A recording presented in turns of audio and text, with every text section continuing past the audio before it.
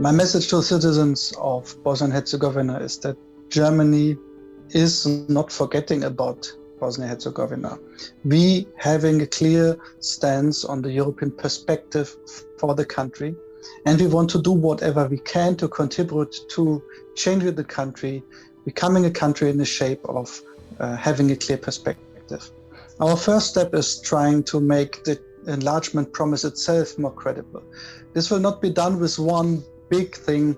I think that we need to build back the credibility, the believing in enlargement step by step, with delivering from side of the European Union, starting with Albania, North Macedonia, and visa liberalization for Kosovo.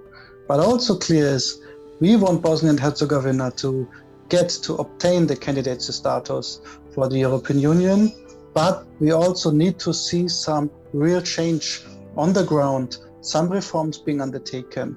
We do not trust the politicians in the country enough anymore to deliver candidacy status without seeing results on the ground before.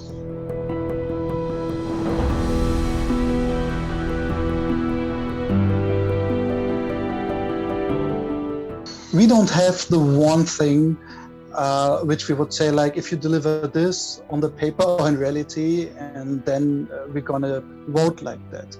We think it's more clever to say we want to see a credible reform pass. We want to see that we can believe in your political elites to deliver, so that we can trust again.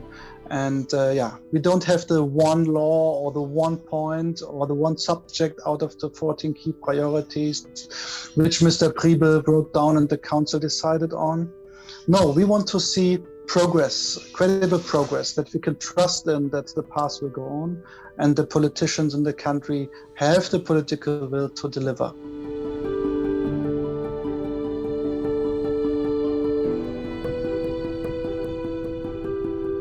I think all the measures linked to fight against corruption and functioning democracy, functioning elections is the main point for us. This means laws which already have been tabled, but also question of political culture and how well the elections will take place in October. These are important measurements for us, but as I said, not the only ones.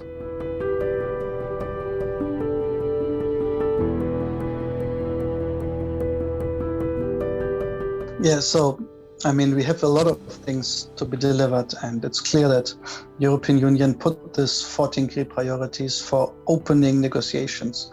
And it's clear that from the beginning to the negotiations to the last step of negotiations, the so-called chapters 23, 24, rule of law and democracy are core principles of those. And I think especially for a country like Bosnia and Herzegovina, having quite a pluralistic political sphere, which might be not always well-functioning democracy, but at least it's clear that it's not a one party controls the whole country, one person controls our country situation.